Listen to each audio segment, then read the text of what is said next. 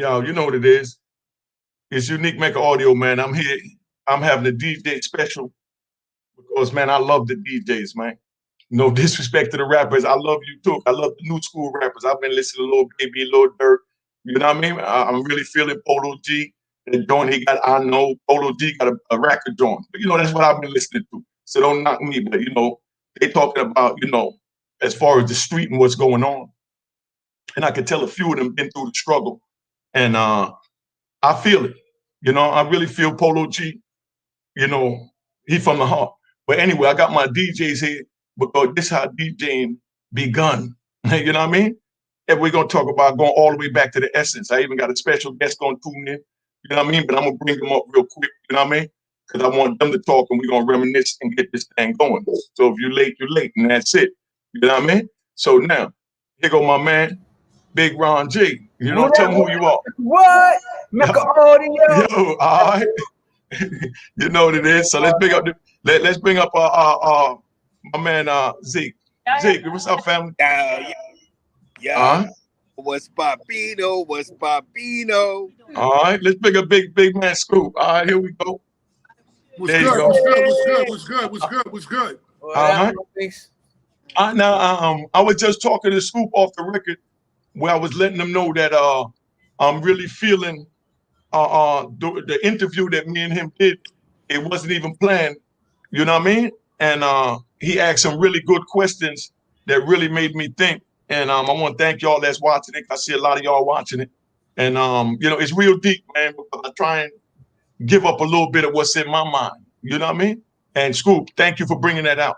I appreciate it. I mean, for someone to have gone through all you went through, fought through it, and got yourself out, man, it's a hell of an accomplishment. Because, to be honest with you, if you had given up in your soul, you'd be in there now. Yeah. But I just refuse to quit. You know what I'm saying? And that's what it is. You cannot, within whatever you're doing, you can't quit. Whether it's an illness you face, whether it's incarceration, you have to make up in your mind that you're not quitting. And if you do that, you should be good. There you go. How you feel about that, Ron? I mean, you already know, big homie. We had them days on them phones, man.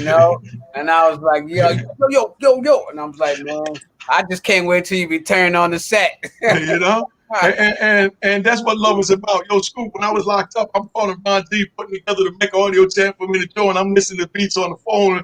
And you know me, I'm in my driving mode. You know what I mean? And Lil Ron, I respect you and I love you and thank you for being patient with me. Because nigga, you on the inside, you expect a person to jump and you say jump. But you like that's your hands. You're looking at that as my hand. So when you move your hand and pick up a cup, you're gonna get the cup. So when you take your man Ron D on there, I need this beat. You expect to call me in 15 minutes and have a beat. And he's like, oh, whoa, are you crazy? Technology ain't there yet. But, we had a good time working on it, man. I love them. You know what I mean? Everything was wonderful. We got some other things in motion. But, that's what it is. Big homie. Glad you were the scene. You already know. And Zeke, tell them who you are real quick before we begin, big dog. Yeah. My name is Zeke. They call me Zeke Black from East Harlem. I'm from Projects, Lexington, Washington Projects. I grew up in the culture of hip hop. I was born in Mount Sinai, but I moved to Queens for like 5 years. I came back to Manhattan in 1978, and that was my first introduction to what we know now as hip hop.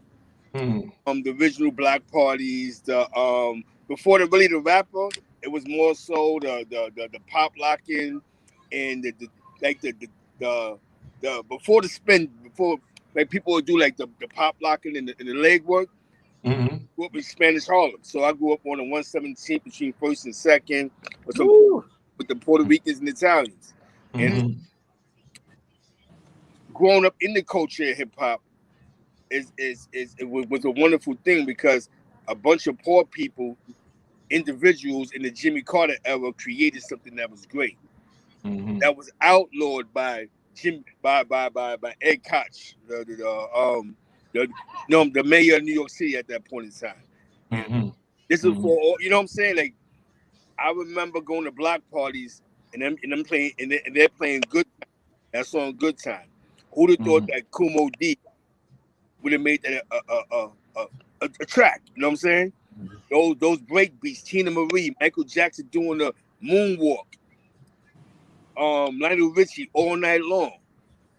All that was helping us, man. The people that was disenfranchised definitely in America, bro. And so I come from that, bro. I was outside when they made Gloria on 117th Avenue. The first scene when they killed the family and all that. You know what I'm saying? So I come, man. I understand the grind, man. And I wish I would have become a rapper when I was younger. You know what I'm saying? Yeah. Scoop, how did you see, your first, vision as hip hop? How did hip hop birth to you? I think that it's the same thing that he just said. Like, my cousin Alan Jackson, his name was DJ AJ. He wasn't the DJ AJ that was known, but he was just a local DJ in Harlem. I lived on Fifth Avenue, so I lived on 110th and Fifth.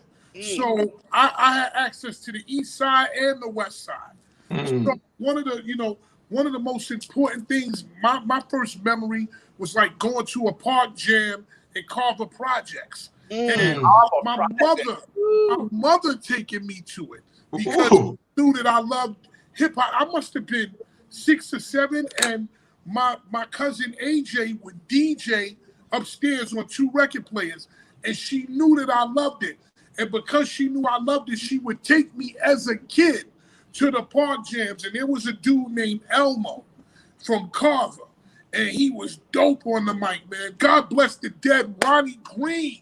Ronnie Green was from Schaumburg, from my block. I mean, he wound up becoming Captain Rock, but in the beginning, he was Ronnie Green. And these guys were the guys that I saw doing this. This is when it was for no money. It was for nothing. So it was the purest form of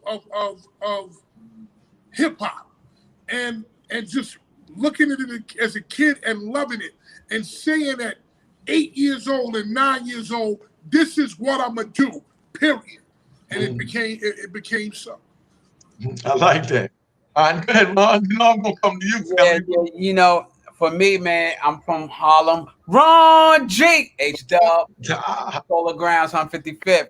And when I was younger, my influences was Rucker Park and Rooftop. You know what I mean? Like growing up at a Rucker, across the street from Rucker Park, they used to have jams in the park. You know what I mean? And they used to, after the basketball game, they would throw the jams, and then I used to see Unique and Mega Audio driving up and down the Ave. I said, man, one day, man, I'm gonna be famous like him. and I heard Brucey B, at Rooftop, and those are just my days, man. And just growing up, wanting to be a part of the street, wanting to be a part of hip hop. I wanted to be famous, and hip hop helped me get there. You know what I mean? I like that. How was it with playing in the Rooftop? For me, I never was able to even get in the Rooftop. I couldn't even get in. I was just outside with my cassette box. Oh, so you wasn't with Brucey then? I thought you was with Brucey then. I thought you was Brucey protege from the Rooftop. Yeah, I was too young. They wouldn't let me in. Oh, that was Mike Spot then. Yeah, Mike Spot was. That was Mike Spot then. Okay, yeah, I knew it was one of my youngest. They wouldn't let me in. Gus wasn't having it. Yeah, that was Mike Spot. That was his protege. Okay, and you came up after Mike Spot. Yeah. Okay. I only did in Rooftop one time, and it was for kids that was skating. Get out of here. Hey, yo, I remember the Rooftop, man, back in like 80, 81, 82, in the early 80s. When it was just like a bar upstairs. It was upstairs. The downstairs didn't even exist. The rink didn't even exist then. When it was an upstairs bar, we used to go up there, gamble, everybody sniff coke, and you used to hang off the rooftop and drink champagne and overlook the FDR Drive. It felt like that nigga. You know what I mean? Sniffing your coke, chilling in the Rooftop. That's why it's named the Rooftop. Right. We used to be up top. You know what I mean? On the roof. You know what I mean? Like a balcony joint. And it was smooth, you know what I mean? But back then, that was during the freebase era, Scoop. You know what I mean? Where they were freebasing in there. You know something? The funny thing is that people don't understand, until crack came along, cocaine was a rich man's drug. Like, you Talk know, to you him. know, if you listen to some of the raps from back then, you see, and every once in a while you take a sniff of the blow, say, oh, you know, like Right. that shit was okay. Like that was like drinking vintage vintage Mont Blanc 1798. It's just that when they created crack, it became something completely different. So people's connotation of sniffing coke back in the days is completely different than what the crack era became. Tell him again. Go ahead. It's funny he said, shout out to the Carver Mall, shout out to the Baby House Committee, shout out to my man Gerald Tisdale, everything in Carver, everything on Madison. Rest in peace, King Dave. We're talking about the essence.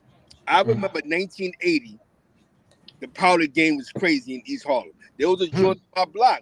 That was because, remember, hip-hop came right after disco. You know what I'm saying? So Donna Summers, the Bee Gees.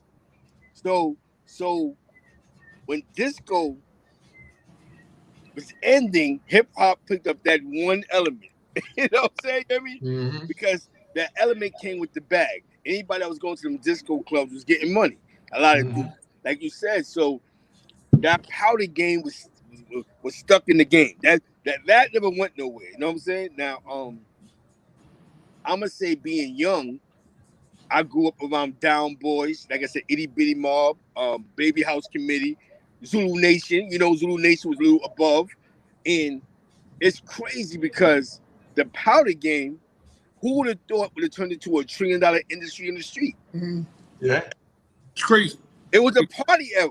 This is something that somebody art did. It was listen. It was $100 a gram back then. You know what I mean? Ain't no anybody had no $100 to go and be done. You know what I mean? You know what I mean? It got to the point where they started selling the gold with the diamond fingernail just for the ping. You know what I mean? And you know, and you cool if you're sitting there sniffing coke in the club at the movie theater. You know what I mean? Everybody else looking at you, and you that nigga. You know what I mean? You unique for me. Because it was a luxury thing. And look, like the Pips used to have like long fingernail and all that kind of stuff like that. And just looking at it as a young kid, I didn't understand what I was really looking at. The only thing that I could really understand was the music. And the thing about all of us is that we're from Harlem. And if you trace the chronology of how things went, DJ Hollywood is our grandfather. Okay, he was shutting down the discos. He was like the first dude to come in and DJ a party for an hour and a half, 2 hours, shut it down, and then leave. That's what me and Ron G do today. And then that brought on the Ron G's of the world. And then then it brought on the Dougie Freshes of the world. And then from the Dougie Fresh went the Ron G. And then Ron G, after that, it was Rob Bass. And then, like I said, Ron G. And then after Ron G, I was on the radio, and then I came. And then, Webstar came after me. But the funny thing is that if you look at some of the best party rockers and the best hype men, there's a thread. All of them come from Harlem. From Harlem, man. Yeah. Think about that, man. And we all over the world, all over the place. We travel all over the world. So some of the best party rockers have either been from Harlem or trained in Harlem. God bless the. God bless the. He's down right now. He's dealing with his issues. But Biz Markie used to come to the Y in 201, and he used to be under the Dougie Fresh system as well. Because there used to and Eminon and Reg and all these people who came from that Dougie Fresh system. Myself, I made it out of that system. Rob Bass made it out of that system. And just the rooftop with Bruce and all of that, and like you said, forgetting Ron G. All of these guys are known in the business to rock shit. A majority of us come from fucking one place, and that's Harlem. Harlem. You know what I mean? This is so Oh. dope, Lord, because people don't Yeah. understand Mm. the essence was uptown, Bronx, and in Harlem, East Harlem. I'm gonna tell you what's crazy, right?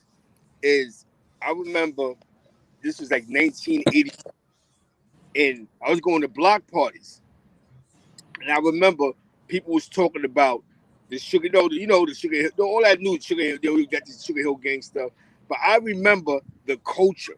We used to wear Converse All Stars, Sheikins, Gazelles. We created our own culture, the Tigras, BBDs. Mm. You know what I'm saying? Hold up, tell him what BBDs is, son. Hold up, tell him what it is. It's like a BBD is like a do-rag. You know what I'm saying? You know what I mean? The underwear and all that, like the jockey, That's what we wear up The north, tank tops, everything. Yeah, that way they know what it is, because we saying things so we know, but Oh, it's yeah, the younger generation that don't know. know what it is. You know what I'm saying? And I think, growing up, because I'm 47, man, just growing up in the era, man, when I seen the first documentary, Style Wars, I was like, wait a minute, this is our culture. When I seen Wild Style, I was like, yo, this is us. Mhm. When I seen Beach Street at the Cosmo Theater on 116th Street, Oh, about to get fit. Cosmo. Remember the Cosmo 116th? You This know what man I'm saying? just said Cosmo. You had to put your feet up on the thing so the rats wouldn't run over your feet. That's The Cosmo is crazy. That's a fact. And it's wild because I don't know if y'all remember this, but there was a show one time, Graffiti Rock. It came on 10 to 11. Yeah, One time. WPIX back in the day. Yeah, and that's when it used to be picks. Yeah. It came on one time, and it was like Run D. It was like the hip hop soul train. I don't know what happened. They couldn't get it off the ground, but that might have been the most groundbreaking thing. That was Scarface for hip hop. That was Beach Street and all of that. Where Scarface was for drug dealers, Beach Street and Graffiti Rock was like things that we looked at and said, yo, this is what we want to be. Yeah. How you feel about that, Ron? I mean, true story. For me, I was younger, and coming up, I was always influenced by like hip hop and DJs like Red Alert. You know what I mean? I always listened to Red, Marley Marl. Those guys inspired me to be as a DJ. And wanting to be a part of hip hop was always a dream for me. And coming up in those days with the block parties, and I used to, when I was coming up, I actually started DJing at the community center in Harlem and a Pologram. There you go. Oh, yeah? All right, I'm gonna bring you on. Nick gonna bring you on. Okay. Hey, Big, what up? hey. I'm gonna bring up a special guest. Right now. Once he sit down, here we go. So we're gonna bring him in. Yeah. Okay. It's all outdoors, man. There you go. We got the Chief Rocker Busy B in here. Busy B. Scoop, what I mean? Salute, OG. Thank you. You know who it is. Hey, yo.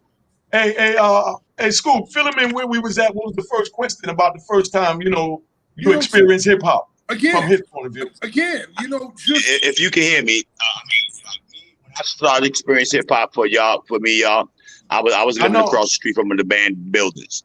Can y'all can hear me clear, right? Yeah.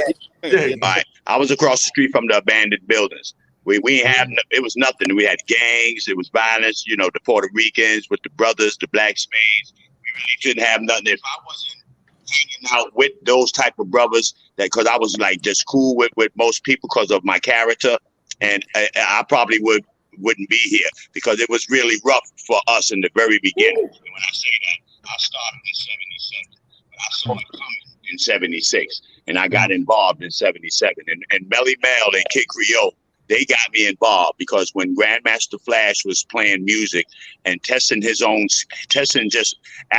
was like saying I was just testing to see what the reaction of the people would do by me just playing. Because see, Flash, when you saw Flash playing music for DJs, rather, when you saw him doing that, was quiet because people was looking at him like, what the fuck is this nigga? He's doing some magic shit or something? Because, you know, Flash was doing shit with his hands so fast. He was doing some magic. They didn't know he was cutting beats and breaking beats. You know, people that was into music understood it, what he was doing.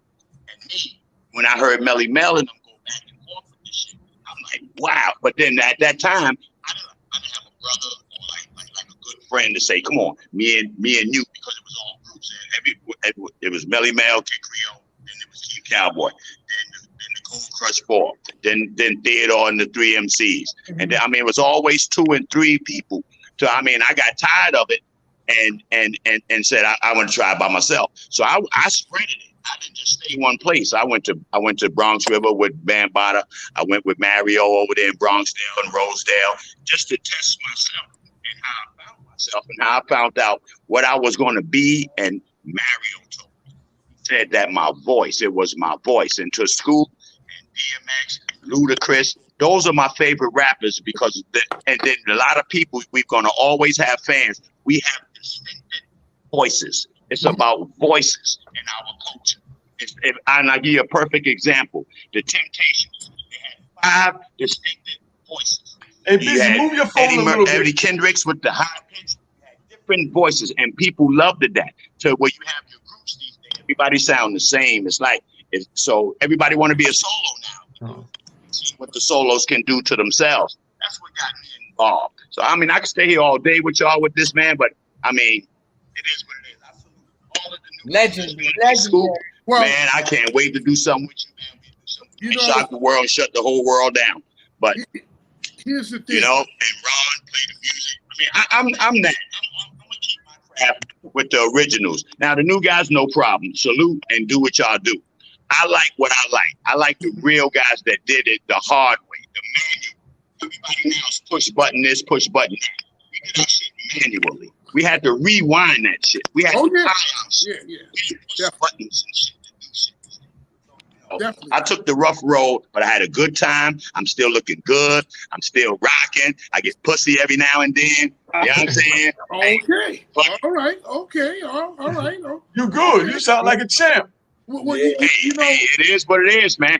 Here's the thing: for you to still be doing this at the level you're doing it, number one, that's a blessing. Number two is, you know, I'll publicly say that without people like yourself, we're not here. You know, the problem with the younger generation is they don't want to give any kudos, any respect, anything to the people who paved the way. Listen, everything that I do is based off of something that you did. You were doing it when I didn't even know what it was to be doing it, period. So everything that I saw and that made me Fat Man Scoop, that's a rehash of what you did, what Dougie did, what everybody did in that era, and then I just took that and I put my spin on it, and that's why I am where I am today. And I think that we never reach back and say, yo, man, it's you the one who did it, and I'll publicly say that. You know you, brother, know me. Amen. Just like I say, no Dougie Fresh, no Fat Man Scoop, no Teddy Riley, no Fat Man Scoop.